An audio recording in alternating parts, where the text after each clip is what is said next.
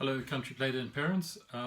Nice to get back to you. This is the third video in the series 7 Habits of Highly Effective Parenting in Lockdown. I really hope you're getting on well with the first 4 habits that we've covered off. Those are be proactive, begin with the end in mind, put first things first, and think win-win. So yeah, I hope you're mastering those. Today we're going to finish the other 3 habits to make 7 in total. And habit number 5 is all about seeking first to understand and then be understood. And what we're really talking about in this habit is listening, diagnosing, thinking, and then speaking.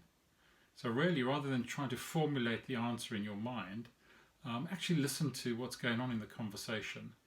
Listen to what your children are saying, think about what they're saying, and then speak. Don't just jump straight in. So that's the understand part of seeking first to understand.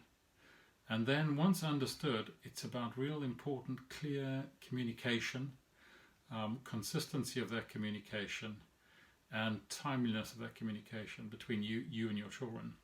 So seek first to understand, then be understood. Habit number 6 is all about synergy. And this is where the power of 1 + 1 is greater than 2. And what we're talking about in this habit, parents, is about working together, working as a team in your family, identifying each individual's unique contributions, and then working together.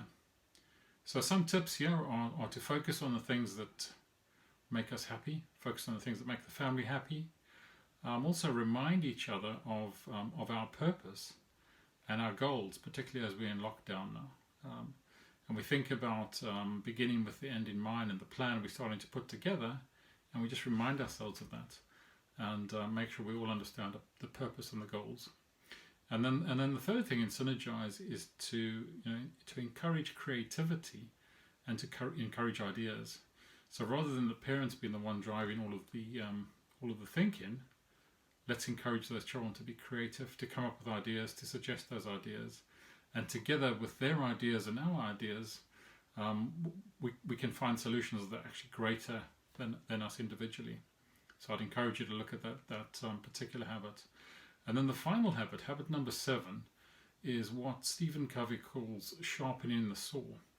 And really what we're talking about in this habit is about looking after ourselves. We want to look after our physical self, our spiritual self, our mental self, and our social self. So when we think about physical self, this is about exercise. It's about keeping our bodies in good shape. So though we can't go to gym and we can't do those sorts of things, we need to find ways around the home to continue physically exercising indoors and outdoors. Spiritual strengthening, we need to think about listening to soothing music, finding things that make us relax. Consider prayer, if you're a Christian. But let's get a good spiritual balance in terms of how we think about and look after ourselves in this lockdown period.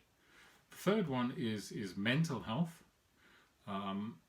So there we need to think about the opportunity of learning new things, taking this extra time we've got to read and learn new stuff that we didn't know, and perhaps think about how we can apply that to parenting. And the fourth health aspect is around social. Now this is quite difficult because we are social animals, and we love to get out and meet with people, and we're a little bit restricted in lockdown now. But find ways to support your community in a virtual way. Make contact with family and friends. I know certainly in our family we've been using Zoom to have birthday parties, dinner parties, just get the family together from across the world and connect and just socialize. So think about those 4 aspects of sharpening the saw and keeping yourselves and looking after yourselves. And I think in wrapping up the series, I'd like to remind us that we've been given this time in lockdown that we never planned for. And what we really need to do is use this time wisely. Let's manage our stress. It's going to be stressful. Let's find ways to build resilience.